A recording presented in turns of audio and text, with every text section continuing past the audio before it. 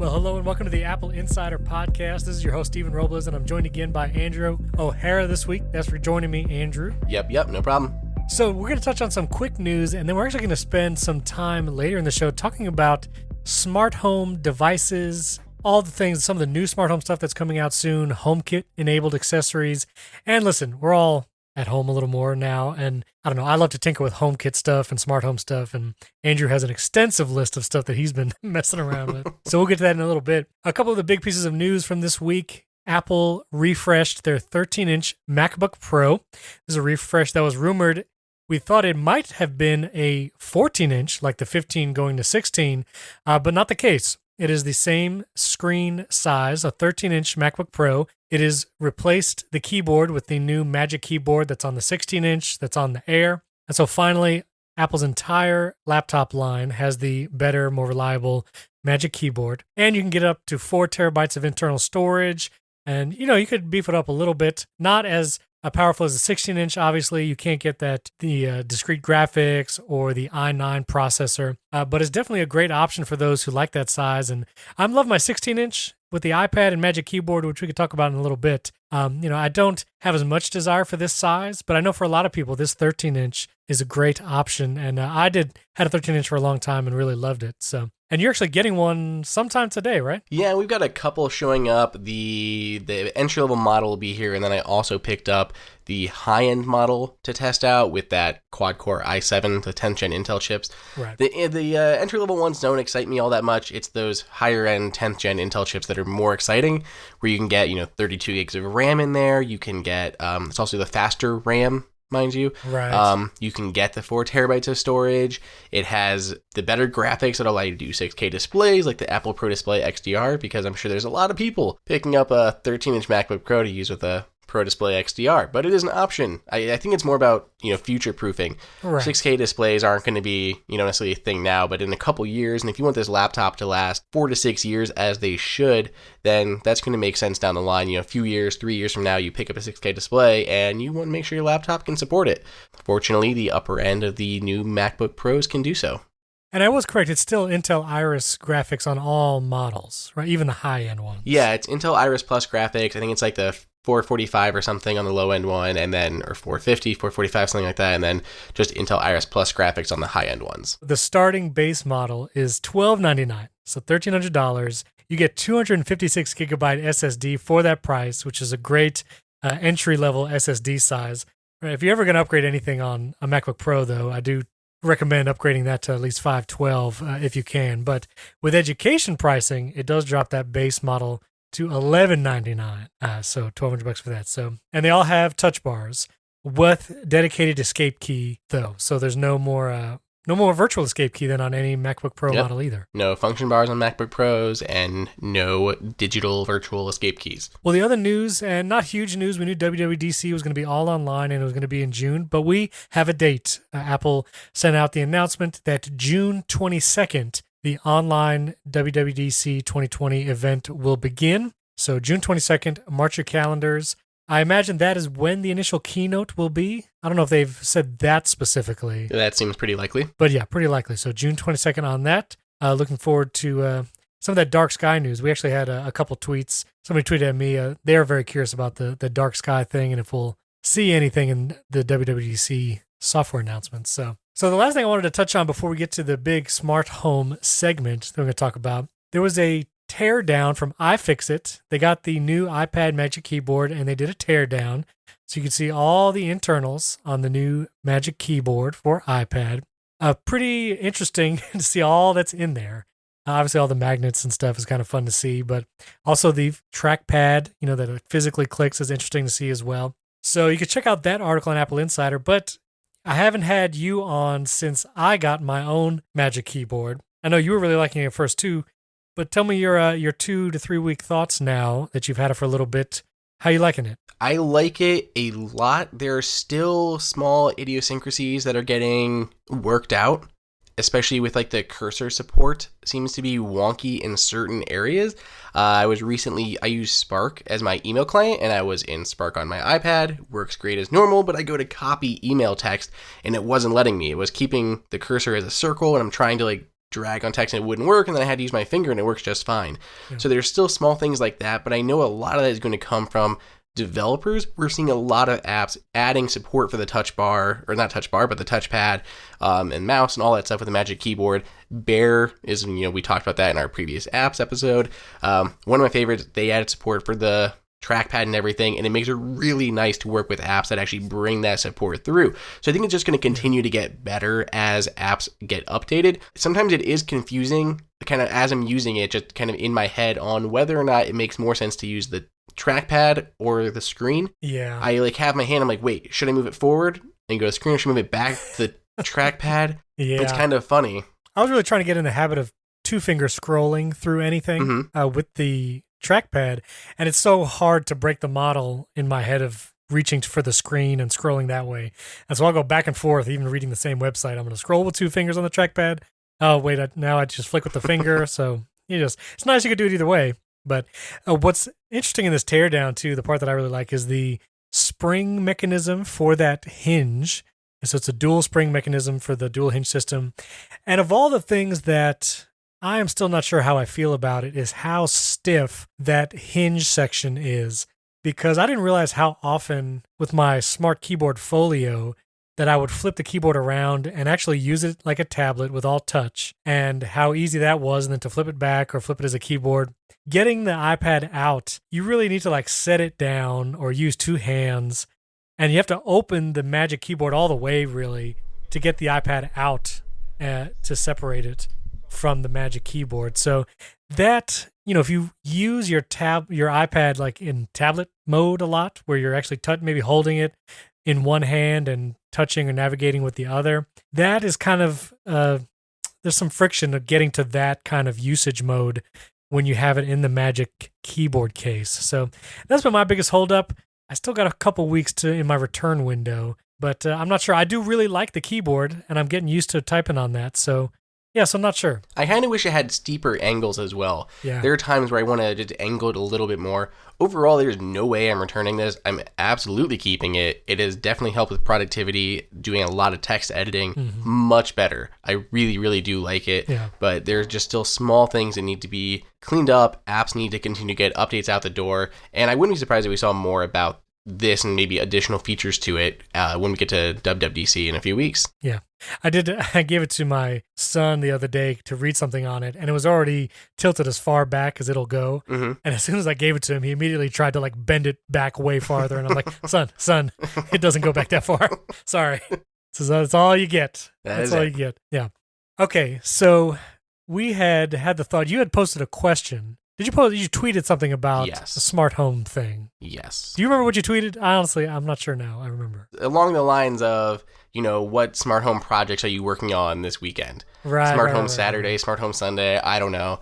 But I was working on a lot of projects, and I was just curious of what everyone else is working on. And it kind of just sprung into a conversation. Yeah, and so you have way more products and stuff that we'd love to interact with. Just to give a background, I love adding HomeKit and smart home devices to my house. There is a complication that I have an older home, and so a lot of my light switches do not have a neutral wire. And so finding devices that work for that can be a hit and miss. I've kind of tried to go all in on Lutron for any wall switches that I've installed. Their dimmer model, that's like $55, doesn't require a neutral wire. They do have a toggle non-dimming switch that doesn't require a neutral wire. I'll put the link in show notes if you want to check that out. But it is like $85 for some reason. I don't know if it's something about the load. I'm not an electrician, let's be honest. But something about the load. And so they do have a model like that. But I was looking at some of the devices that will be coming out soon that I'll let you mention. But I definitely have a number of Lutron dimming switches with the hub. How has your Lutron stuff been for you? Like reliability? Honestly, it's been spot on. It has been reliable. It responds with Siri all the time. I also have a couple Alexas, and it responds to those as well. I definitely only use the Lutron app if I'm setting up a device, and then I just kind of never go there again. I do it all with the home app. But in my experience, I have, I think maybe 5 dimmer switches and 2 plug-in style. So, you plug it into the outlet and it's like the big box and you can control that. I have 2 of those. And they've all been pretty reliable. I have them on schedules and been working well. Have you not had good experience with them? No, actually, it's been fantastic. Oh, yeah. I only have a couple Lutron things, and I'm kind of obsessed with them. They're absolutely fantastic. I'm pretty sure we're going to publish a review this weekend on some Lutron gear, and that was one of my biggest things was just, holy crap, this thing is reliable. Like, I have had no issues with it. It's incredible. They're rock solid. And in contrast, when I first started into smart home stuff, I'd gotten a couple Wemo switches and Wemo plugs. The Wemo app is a little janky, I'll be honest, and the models that I got were not HomeKit enabled, so I have to control them through Wemo. Those are definitely less reliable. I have a Wemo light bulb that requires another kind of hub, and then I have switches that connect directly to Wi-Fi, but those sometimes will take a second to connect and to read the status if it's on or off, and so those less inclined about. I did recently get the newer Wemo plug-in switch. And so, you plug it into the outlet and then you plug something into the plug. That thing is HomeKit enabled and been pretty solid. So maybe newer Wemo stuff is good. Did you see the Wemo stuff from CES this year? I know. I saw that they had a hub where you can get your older Wemo devices on HomeKit, but that was, I think, all I had remembered. That's a little bit older. The one this year was kind of really cool. I think they called it like the Insight switch or something, but it's not a smart switch. Like, you don't control it with HomeKit. It essentially detects electricity being drawn, and you can kind of set the threshold, I believe. You basically can use this as a trigger for other devices, kind of in the opposite way you would normally expect like a HomeKit thing to work. So you can have something like a phone charger plugged into this, and then every night when you go to bed and you set your phone in the phone charger, it automatically like turns off your lights. Something like that along those lines. So it basically just watches for energy to be drawn, and then when it does, you can use that to trigger a scene or an automation or another accessory. There's a lot of stuff you can do with that. I gotta play around and think of some unique ideas, but it's a really interesting device, and I haven't seen anything specifically just that does that in the HomeKit space. That is pretty cool. And I've been interested in branching into like water detection devices, which I think you actually have some experience with. Yep. And we'll get to that. But I also have a Vivint alarm system, which that kind of adds additional devices that are not HomeKit. So I have a doorbell camera and another camera, plus all the security home things. Also door lock I have through Vivint.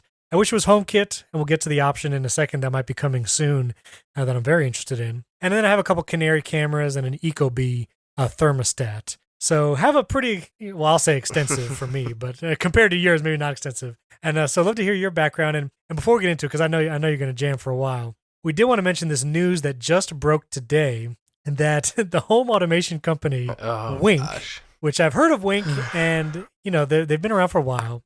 They have said that they are going to require customers who have any Wink products to begin paying a monthly subscription fee to access the smart home hardware that they have already purchased. Now, this seems preposterous.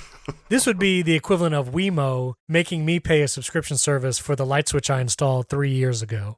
And, they're saying this is going to apply to all Wink customers going back to whatever hardware I guess you have.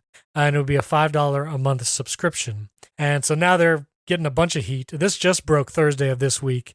And so, remains to be seen their response, but couldn't believe this. This is pretty preposterous. And what's crazy is, okay, there's multiple facets to look at with this, but on one hand, you gotta feel bad for them.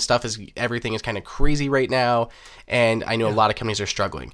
But there's a good way to do this, and there's a bad way. And they went the bad way because they gave everyone a week to decide, which people are calling extortion, because you're like, if you don't pay us $5 a month, your devices will no longer work in the app. The automations will cease to function. Remote access will no longer work. Like, they're basically just cutting off everything if you don't do that. And especially in current situations, how are you going to get something else and get it installed to replace it in a certain amount of time, and however much money you spent on those devices? Yeah. That is bad. There's another company that I have used for many years for my pets. It's called PetNet, and I love their smart pet feeders. It kind of monitors how much food you're giving your pets and their calories. You can monitor how, based on their activity level, it'll give you the calorie count that they should be using. You can put in your food, and it gives you recommendations based on that food's caloric content.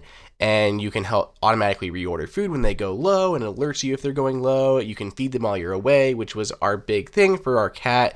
If I'm out for a week at CES, I could at least have, the cat being cared for with that for at least a couple of days before having to have someone check on him. They are struggling right now during this whole pandemic. Sure. And a lot because of some of their partners are struggling for their cloud services and stuff like that. So what do? They start communicating with their customers, and they actually send out emails letting you know, hey, we're having a couple of issues with this. We're working on it. Your stuff's going to continue to operate. Don't worry. And they send another follow-up email. Look, things are getting, this stuff is not clearing up. We're struggling in this regard. We're going to do our best for this. We're contemplating what it would look like if we did try to pivot to a subscription model for cloud services. Would you be open to that? Please take this survey. Let us know your thoughts, what price you would consider, all of that kind of information. And I'm like, this is such a good company. They actually care about their products and their users and the users' pets.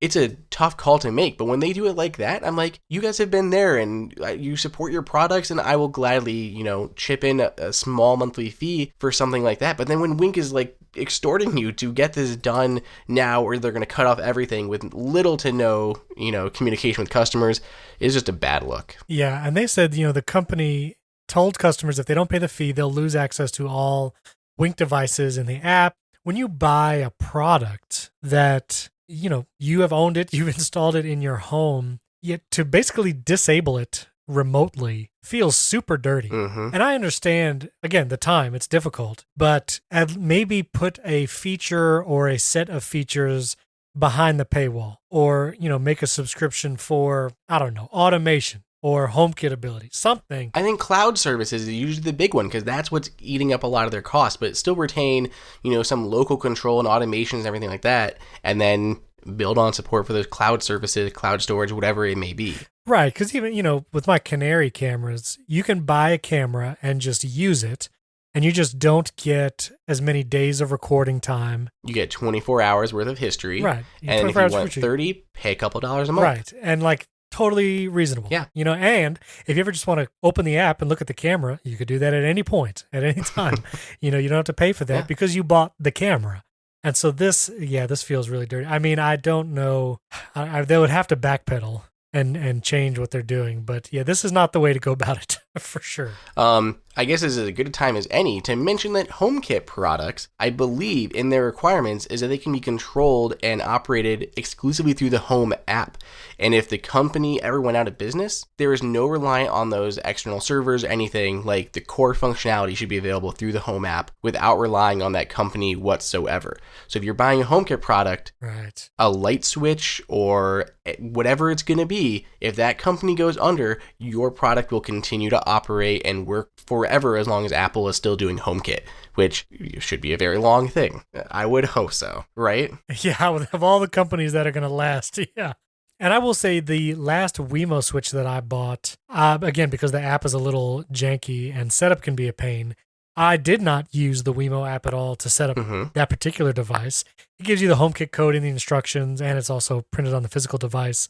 And so I set it up in the Home app exclusively, and it worked great. And the model, I'll put a link in show notes, but yeah, it's $20, Alexa, Google Assistant, and HomeKit enabled. Set it up in the HomeKit app, didn't even touch the Wemo app. That's great to know. And so that is why, for me going forward, I tried to buy everything HomeKit enabled. Anything that I want to install in my house or anything going forward, I definitely want HomeKit. And if possible, that doesn't require a separate hub. Yeah. And I know you have some things in your list. Why don't you go ahead?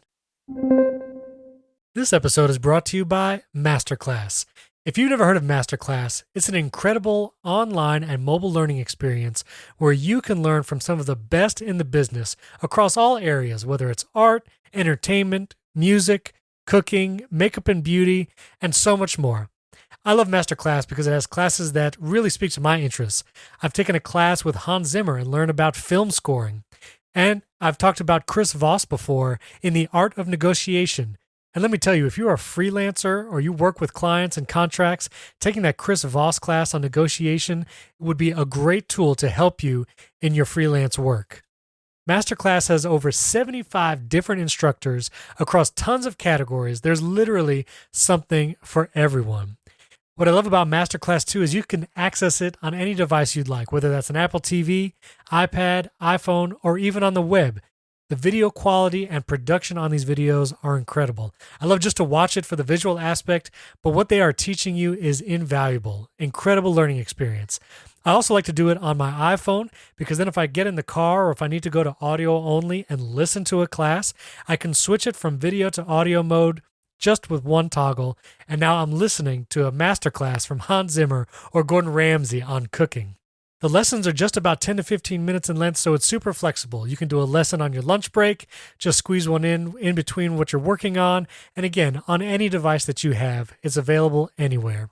So I highly recommend you check out Masterclass. Get unlimited access to every Masterclass, and as an Apple Insider listener, you get 15% off the annual All Access Pass. So go to masterclass.com/Apple Insider. That's masterclass.com/Apple Insider for 15% off Masterclass. Our thanks to Masterclass for sponsoring this show.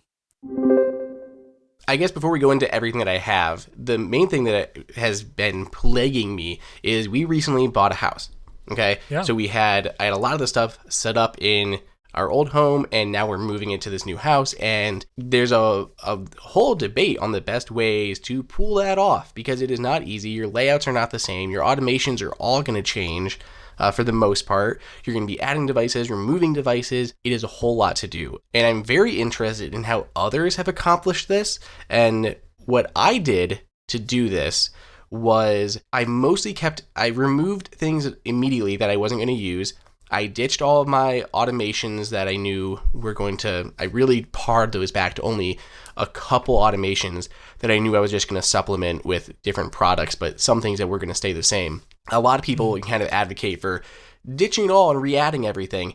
I was just not prepared for that. You can see in my list, I have quite a lot of stuff going on, so I did not want to have to remove and then re-add everything, reset everything was just going to be a terrible pain.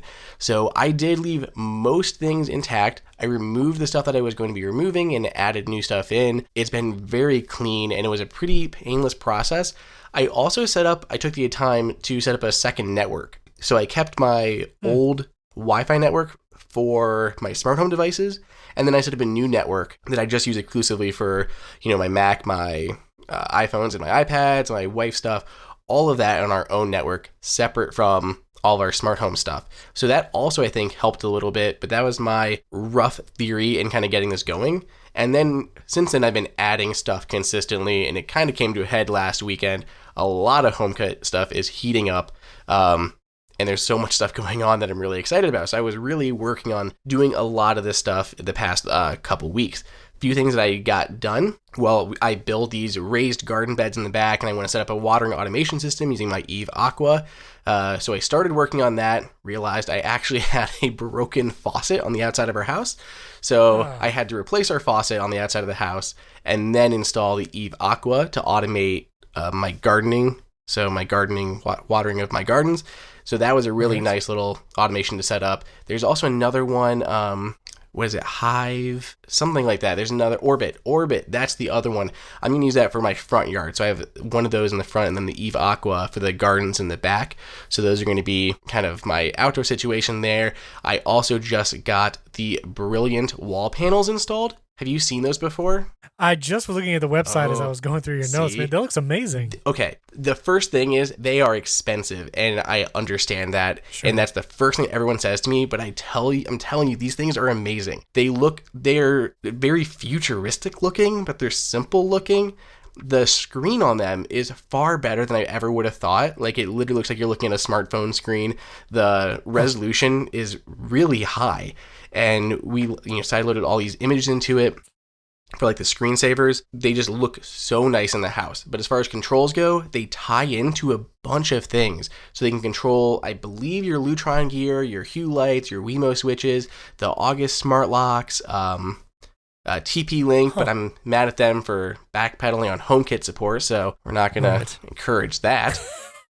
But there's so many, like, they can tie all those in, and you can add scenes and everything in there. That is the only minor down point to them, is that more or less have to create your own scenes inside of the Brilliant system to go on there. But they also will be supporting HomeKit very soon. They announced it at CES 2019, and it's been, incoming since. So I'm sure that's got to be somewhere around the corner. But I have had these for a little while now, and when we got our new house, and I've been waiting to install them. They have intercoms to talk between your rooms, including a video intercom. So I can be in the studio, and my wife can get on the intercom and like talk to me. They do have covers for the cameras, so if you're worried about putting cameras in any of the rooms, there are physical covers to hide up the cameras, so you don't have to worry about any privacy issues with this stuff. I cannot say enough about these things. Just the fact they control your entire home from the walls, and I'm a huge proponent.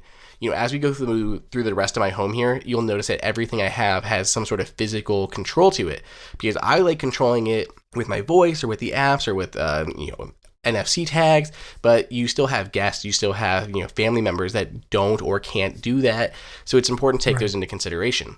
So I got those wall panels installed. That was a big deal. Super excited about those. So what was the I'm sorry, so you did the Eve Aqua, and what was the other thing that you mentioned? The Orbit makes, I think it's called like the Hive or something like that. Orbit. They added HomeKit about a year ago, and that's another really solid watering system. Oh, okay, gotcha. Yes.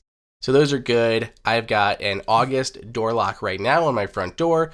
I've always recommended the August locks. I've never, ever had an issue with them. One time, the battery died very quickly. It said I had a low battery. Like the next day, it was dead. But at least it did tell me, and I did swap out the battery. So, and at least I know that now. But that's always a consideration to take with when you put a smart lock. Hide a key somewhere, keep a key on you just in case. But usually it automatically unlocks and locks for me. So I've always really liked those. I'm contemplating upgrading to the new August. I think they called it the August Pro. They announced that earlier this year at CES. We talked about it. We went hands-on with that already. And it is a really, really nice lock. It is a lot smaller, but it also bakes the Wi-Fi controls right into it. So yeah, you don't need to have the additional August Connect module. So that's going to be a really good upgrade when that finally releases. But you and I have been talking about that invisible level lock too. Yeah, so you sent me the name, Level Lock, and I looked it up, and it basically installs in your current deadbolts inside the door, and then manages the deadbolt from inside. And that was the one thing. The August lock, it looks great. It's well designed, but it's definitely like a large round thing. It's smaller now, but it's still... Smaller now, right, yeah, big round thing. But for the Level Lock, to be able to install, and basically your door looks exactly the same, and it enables HomeKit and all the kind of proximity things, and unlock when you walk up to the door, is great, because my front door is now tied in with my Vivint security system, and so I can unlock it and lock it from the Vivint app, but it's not HomeKit, and so I can't do it, and there's not great proximity options or unlock it as I walk up to the door. But this Level Lock looks really interesting and tempting. Yeah, I'm really excited to try it out more. The biggest downside is going to be the fact that it is Bluetooth only, not Wi-Fi. But, it hides completely in your door. You don't have to replace any hardware. It doesn't look anything techie, but you have a smart door lock.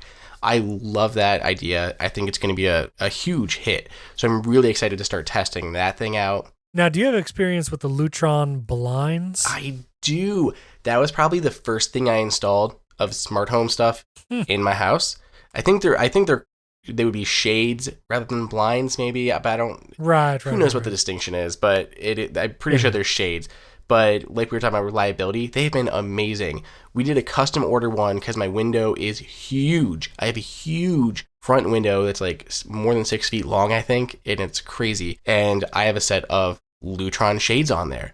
We custom built them to, look what we want, the fascia on the top, and the materials we're using, the blackout materials. They are so cool. And I love the ability to, schedule them, open and close them with my good morning and good night scenes. When you arrive home, they can open up for you. When you leave, they can close. They're just so handy. They've been incredibly reliable. They do get expensive, especially when you go the custom route. Yeah. But I think but when you start looking, and I just started looking at blinds because we didn't have some for other rooms, when you get to any kind of build your own ones, then yes, they start to get expensive regardless, whether or not you're looking at the Lutron ones or others. So when I was comparing these other ones, like Home Depot and Lowe's, I'm already shelling out a lot of money, hundreds of dollars for what it was going to be. And I'm like, I might as well just go with the Lutron route, and it's still custom, but at least it's going to work with HomeKit.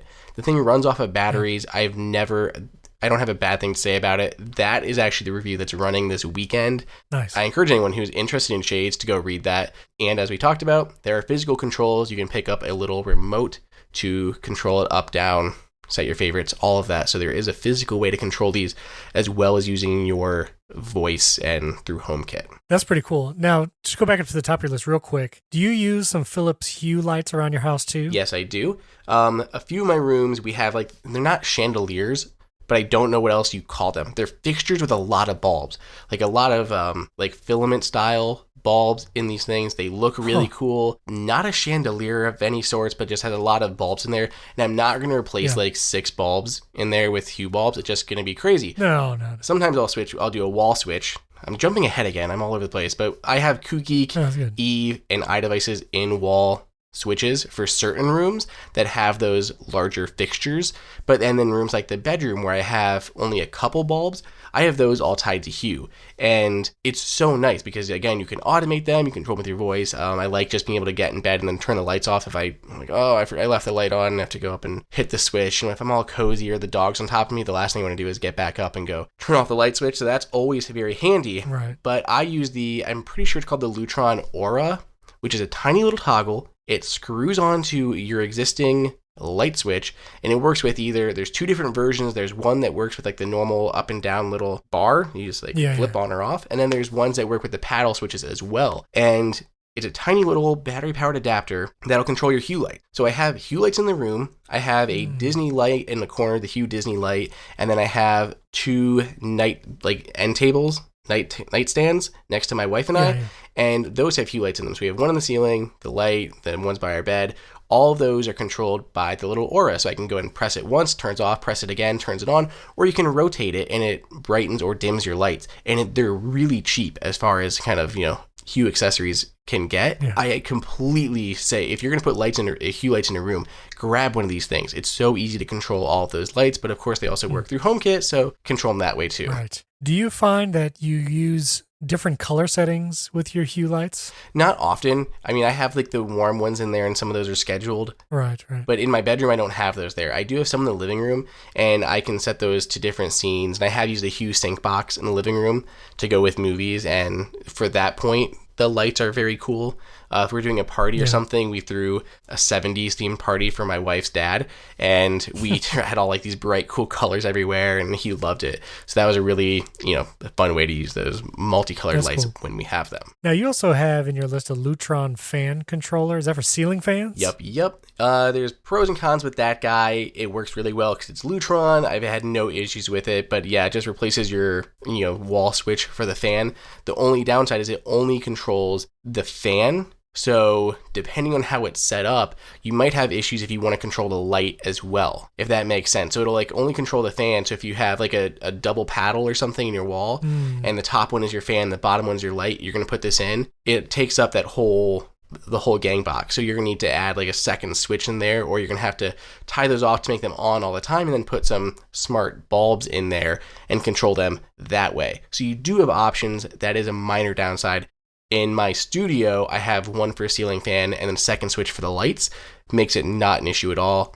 Pop that in and I can control the fan that way with the physical controls of the wall or controlling it through HomeKit and all the automation set up. So I just have a single toggle light switch for my ceiling fan. Mm-hmm. And so would that at least allow me to turn the light off or on and then the whole fan off or on? So you have one box and it doesn't have a speed control for the fan or anything. It's just on or off. No, correct. In that case, I wouldn't buy this because it's going to be more expensive than you need. I would just buy a regular smart wall switch. But because I need it to not require a neutral wire, which I'm looking at the Maestro, I assume the model that you got, it doesn't require a neutral to be installed. And so I'm curious if that's any cheaper than the $85 regular switch. Yeah, I mean, because that's what I was looking at. If you're just turning them both on or off, no speed controls, nothing like that, I would go with whatever you can that'll do it that way. Whatever Lutron's got, if they have a simple wall switch that has no neutral, like you said, that would work. Yeah. Or any of the other brands that don't have a neutral wire. So I also see that you have an Ecobee thermostat as well? Yep, we have the new Ecobee thermostat.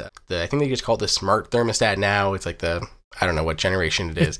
but it's the newest Ecobee. It's the newer model. Yeah. That's been really great. I liked that over some of the others. I was originally a Nest user, and then when Google bought them, I'm like, there's no way HomeKit is ever coming here. So I kind of jumped ship. Right. Exactly. I tried the Honeywell Lyric, I tried the iDevices HomeKit thermostat, and I ended up on Ecobee.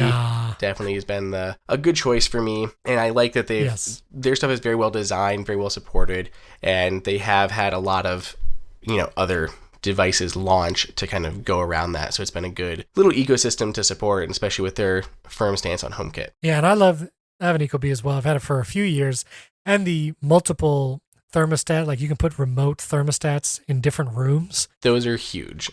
Yeah, it's cool because, again, in an older home, some rooms can get very hot and others are just fine.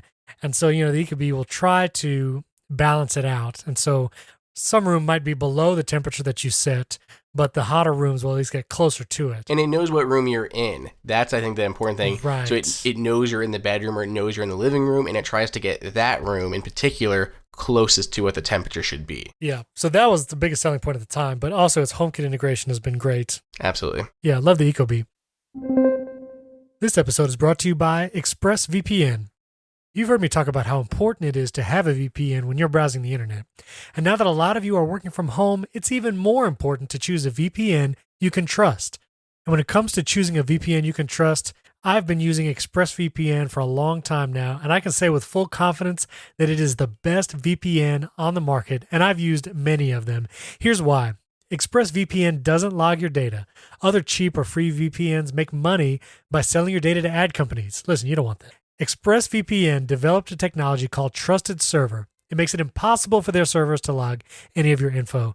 Plus, ExpressVPN is super fast. I'll use ExpressVPN even while streaming video, and it doesn't lag and it's not sluggish. Super fast all the time, even if I'm accessing servers that are thousands of miles away. Something else that sets it apart is that ExpressVPN is extremely easy to use. You open the app, click one button, and you're connected to the VPN. That's it. And it's not just us that says that. Wired, CNET, The Verge, and many others rate ExpressVPN as the #1 VPN in the world. So protect yourself with the VPN that I use and trust. Use our link at expressvpn.com/AppleInsider today and get an extra 3 months for free on a 1-year package. That's expressvpn.com/AppleInsider. Visit expressvpn.com/AppleInsider to learn more. Our thanks to ExpressVPN for sponsoring this show.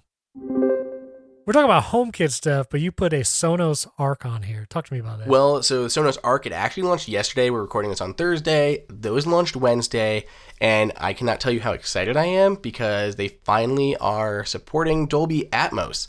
And it is Sonos, so it does support AirPlay 2 as well as HomeKit. Okay. I got the Beam. I bought the Beam when that launched a few years ago, and I love it. It is, again, HomeKit and AirPlay 2 enabled by itself, but I really wanted something that had Dolby Atmos, and I looked at a lot of different options. I really looked at buying a receiver and stapling speakers everywhere, and I was like, I just can't go down this route. I think I'm just going to have to deal with not having Atmos for a while. And there's cheaper sound bars, and I did try a couple of them, but their Atmos experience sucked. They basically put a couple upward-facing drivers and called it a day and said, oh, look, we now have, Atmos support, and it's not great. Things don't hit your ears at the right time. There's no real tuning to it. Let alone the audio quality by itself. So I was really, really, really excited to see that Sonos was launching Arc. We got the news a little bit ahead of time, so I had time to really dig into everything. This thing is just an incredible speaker. They put so many little touches in there, like an ambient light sensor to control the status lights on the front that automatically dim as your room gets darker, so it doesn't blind you while you're watching videos or anything. Since it's HomeKit, you can control the volume and everything with your voice or without your other scenes. It shows up as actual volume, in the remote apps on your phone. I'm really excited this thing. It launches on June 10th, so we're only a month away from that getting out the door. So what is it? Is that optical in on the back? No, it uses eARC is preferred. That's going to get you the highest quality audio, especially for Atmos. Newer TVs will have that, like the Sony TVs I talked about a couple weeks ago. But any TV that has ARC will also work, just regular HDMI ARC, audio return channel. And if you're using regular ARC, you can still get compressed Dolby Atmos support. And if you don't have ARC or eARC. There is an HDMI to optical digital adapter in the box, so you can still use optical that way. So if I was going from, like, if I just have an Apple TV and then an older physical television, I use the adapter to go optical to HDMI into the soundbar? You'd probably, yeah. Let's see. So you'd have to do, it depends on what Apple TV you have, but you could still do the optical out of the TV into the back of the soundbar. That should work. Right. Well, because the Apple TV has the optical thing in it. The newer ones don't, I don't think. The 4K? Oh. Yeah, they killed it. They took it off. Right. I know. That was a whole debate. That's right. Because I haven't looked at I have an Apple 4K because of all the stuff we talked about a couple weeks ago. Yeah. But the one that's in my bedroom is an older model, and that one still has optical. But so this thing it's $799. This is replacing the Play Bar and the Play Base in their lineup. So the Beam is going to be the entry-level model. Then this is that premium market. There was a huge demand for the Play Bar and the Play Base, but everyone wanted a newer version. I don't believe the Play Bar supported AirPlay 2 or anything like that, so they were really due for an upgrade. Sonos just took those guys, added incredible audio, added the Dolby Atmos support, and so much more, and came out with this amazing new speaker. Yeah. And I'm really, really excited to be picking one up. Now they do have the set that includes the wireless subwoofer.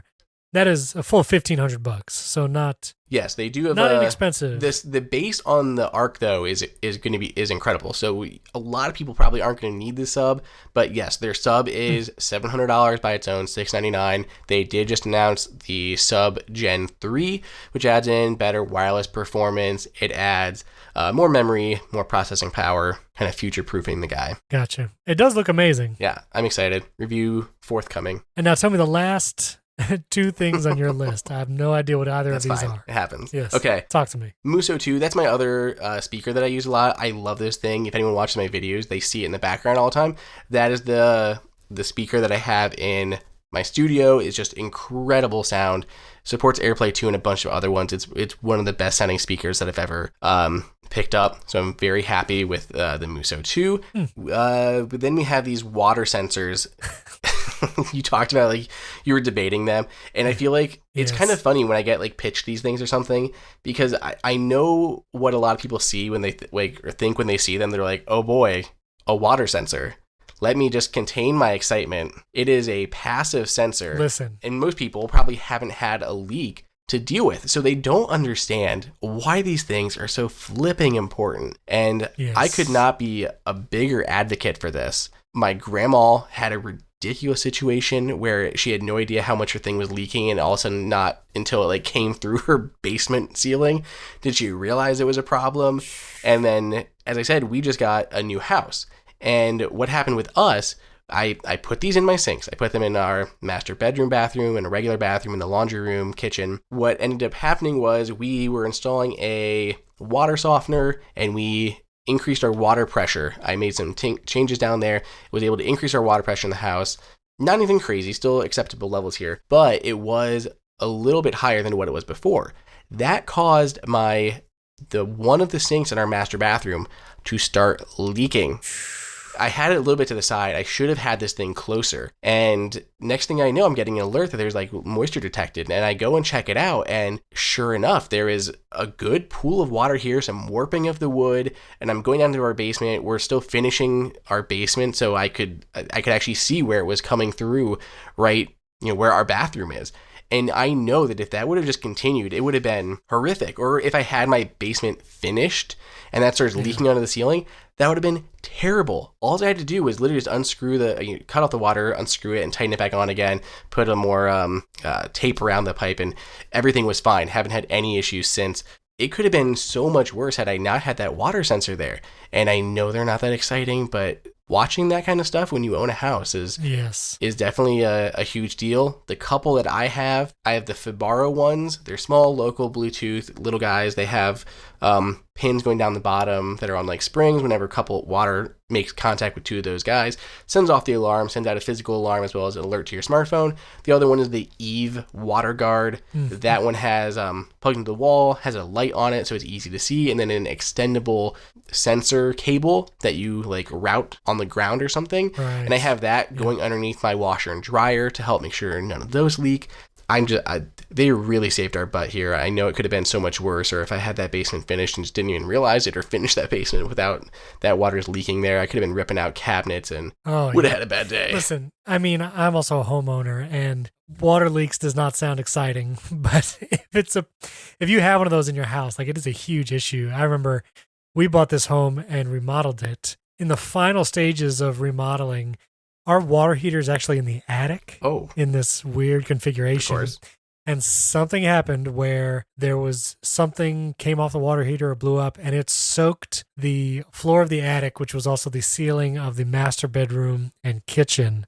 And it delayed the whole thing by 2 weeks. You know, I had to bring in the fans, had to do all that. Mm-hmm. To be able to be notified by a leak like that, so you can do something about it quickly, it is an incredible thing. I'm such a proponent, but I don't have any of these. So now I'm wondering, so the Fibaro, those are battery operated, I assume? Yep. Okay, and so does the battery last like 6 months, like a year? What is that? It's got to be a long time because I've never replaced the battery and I've had it for probably 2 years now. Okay, so now you said it's Bluetooth powered. Yeah. Does it, when you're not home, what does it connect to send notifications and such? That would be your home hub.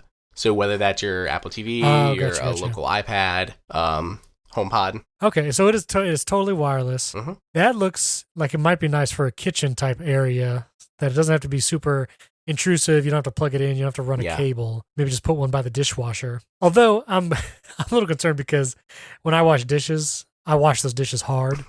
And sometimes there could be a lot of water on the floor just from normal washing. So I don't know. I may have to try it out. And you're fine. Yeah. I'll have to look up. There's other ones available. There's definitely other options. Those are just happen to be the ones that I had picked up. They worked in our couple areas. Yeah, and they look great. But the Eve one, definitely, I love that idea of the cable running around a place, especially for washer, dryer type areas. So very cool. So I'm curious, if you set those up via HomeKit, how does the notification has to come through the app? Yep, you get a home notification just like you would if there's motion detected on one of your motion sensors, if there is whatever notification you have turned on for HomeKit, they just come through the home app and just let you know there's water detected or moisture detected right through the home app. That's interesting. I don't know if I've ever actually gotten a notification from the home app. I'm just trying to think back. Like, I don't even know. Well, none of your stuff, I don't see anything that you necessarily would get a notification by default from your list. I mean, if you have any motion detectors, for me, I have a motion detector circle camera on my front yard, and whenever it detects motion, it turns on one of those in-wall light switches and turns on my porch lights. Very handy when you arrive home or guests arrive home. Not home, but guests arrive. It turns on the porch lights for them, stuff like that. You could also get that notification the motion was detected. You could do it for if a switch was controlled, because you can control things with a switch as a trigger. So you have like an in-ceiling fixture, so you have like a lamp plugged in or something. You have a wall switch that controls your ceiling fixture, but then you have a lamp in the corner. You can have a trigger run that when you turn on that switch, it goes ahead and turns on that lamp at the same time. So that could also be a notification you could get if you, for some reason, wanted to. You want to be notified when that button is pressed. That's a thing that can happen. All those just come through the home app. Now, do you know of any motion detectors that are HomeKit enabled, but they're literally just motion detectors? Do I? Yes. I didn't know. Eve makes a great one, just the Eve motion. The other one that people don't know about, off the bat at least, is the Ecobee sensors actually can function as HomeKit motion detectors. So if you have an Ecobee thermostat with those smart sensors, you can use those to trigger automation scenes based off of motion. So if you have one, in your bedroom or something, and you walk in certain times of the day, turns the lights on, or you have one in your kitchen, living room, you can turn your lights on and off in those rooms based on motion from your Ecobee. Okay, I'm about to look up that Eve motion one. That's curious. It's a little older. I feel like they haven't updated that one in a while. It still has their all white aesthetic compared to the newer black and aluminum one. There's nothing wrong with it. I mean, it still functions absolutely great. I actually use that on our bathroom. So when you walk into the bathroom, the lights turn on, and then when you leave, or actually a set amount of time, there's no motion, they turn back off. Yeah, that's pretty sweet. I'm gonna have to look up that. Is there any other motion detectors that you know of or recommend besides the E? Fibaro makes one as well. It's round. It can be mounted. It's a nice little handy one. The Philips Hue, that also works. They have a multi-sensor. There's an indoor and an outdoor one from Hue. Both of those work. So those are good options. I have a Hue outdoor light strip on a motion sensor. You go on the back patio or the dogs come up the stairs, kicks that light strip on, makes it easier to see. Gotcha. Okay. These Fabaros, can you get them on Amazon? Because I'm trying to find where I can buy this. You used to be able to, yeah. Okay, I'll have to look that up. They do offer non-HomeKit versions too, so just make sure you're paying attention because they have some that like support Zigbee, and they have ones that support HomeKit. Right. So that's the other thing. So I was asking you about light switches that don't require a neutral wire. The Lutron does have the one. It's a little expensive. But then you told me about Aqara, which is coming out soon. Yes, I assume these aren't under embargo. I mean, they're sitting here on my desk. I'm looking at them, and I'm looking at there's a... I'm on their website. I mean, it's right there on the front page of the website. Then I can talk about this without being in trouble. Yeah. Okay, well, they have new wall switches. They have one that is a double wall switch, double rocker, paddle switches there. Yeah. That one does require a neutral. Then they just have a standard single smart wall switch that does not require a neutral wire. I know that's a thing for a lot of people. Older homes that just don't have them. They need switches like this that don't have a neutral wire. And it's good to see there's a couple options out there, including these new ones from Aqara. Now, does it say these require a hub? They do. The Aqara switches? Yes.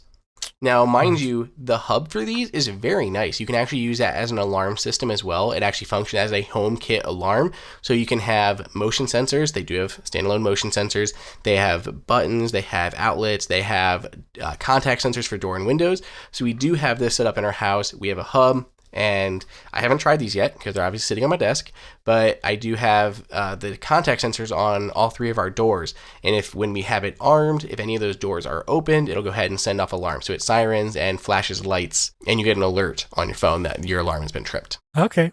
So I see them on Amazon. So Aqara smart wall switch, no neutral required. Hub is sold separately, apparently. They had bundles. Like it was we did a review of it because of course we did, which was like their starter kit, and it came with a hub. It came with a motion sensor. I think it came with contact sensor and like a button. So it came with maybe an outlet too. I'm not sure. It was a little getting started kit. It was a great idea for being able to start off your smart home because it's actually pretty low prices. I've had very good reliability with them. One time my hub needed to be restarted, but I mean, I've had this thing for months now and it only happened the one time. That's not, terrible by any means, but did happen at least once. But I've been really happy with them, especially for as affordable as they are. Yeah. And it's actually, you can actually buy it on Amazon right now. I'm looking at the Aqara smart wall switch, no neutral required, $45, which is great. And then the hub, you can buy the hub separately, and that is $50 as well. So $50 for the hub, and then $45 for each switch after that. I might try that. It looks nice. It does. They're not super obtrusive. Yeah, they're very simple, and they have a lot of accessories. They have a little control cube. You can control stuff, buttons, motion sensors, a whole lot of stuff tied to them. So, and a lot of those extra parts aren't as expensive as some of the standalone HomeKit versions. That's why sometimes a hub is helpful, even if it is annoying to have another hub in your house. All right. So my last question for you. We talk about cameras. I mentioned I have a couple Canaries. I have a Flex and a standard Canary, plus I have a doorbell camera from Vivint. I remember you reviewed the Netatmo HomeKit camera. You mentioned a few here. If I wanted to buy another indoor camera that is HomeKit enabled, which would you suggest at the moment? Okay, so I would recommend you don't yet. A lot of cameras have been announced, and some cameras haven't been announced, but information has leaked out. Starting off with what we saw at CES this year, we had ADT is launching a whole line of HomeKit-enabled cameras, and Abode is launching an indoor-outdoor camera. So those should be along, I'm sure, very shortly. Those are things that are coming out. We also saw at around CES the Eve camera. This one looks phenomenal, and this one, it's being touted as the first exclusively HomeKit secure video camera. So it is going to be, there's no third-party account. There is no signing up for anything. There is no third-party servers. It is only HomeKit, and it supports HomeKit secure video. No subscriptions for cloud services.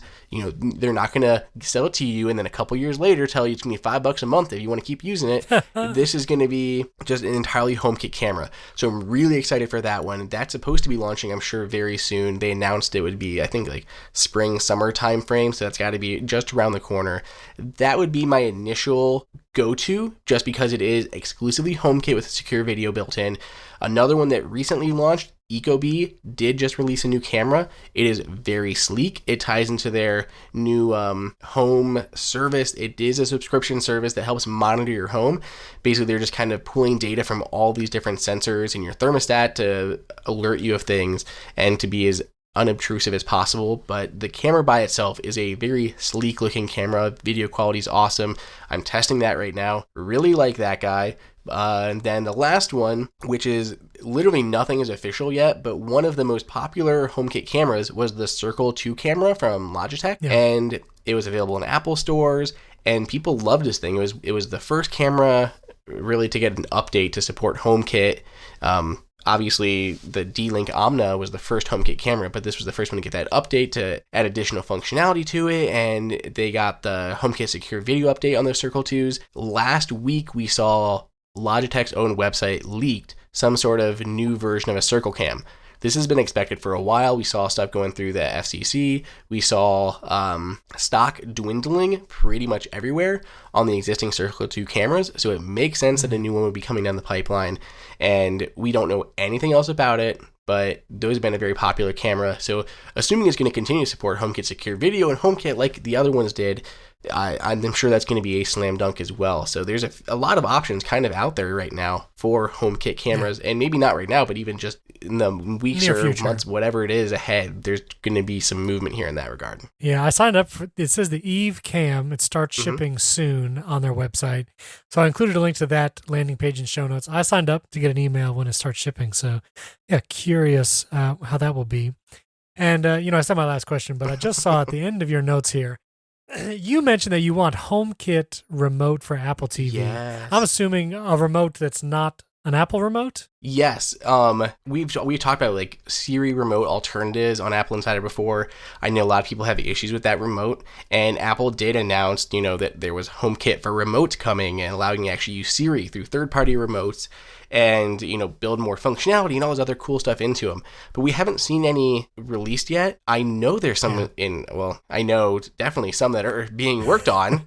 If that means anything to anyone, but I really am excited for something in that regard to get released. I want to try one. I really want to. There's a couple that I think on that really high end that no one is really going to reasonably have, but I'm super excited to try out a HomeKit remote. I've been really waiting on that one for a while since Apple announced it like more than a year ago. Yeah, I'd be curious.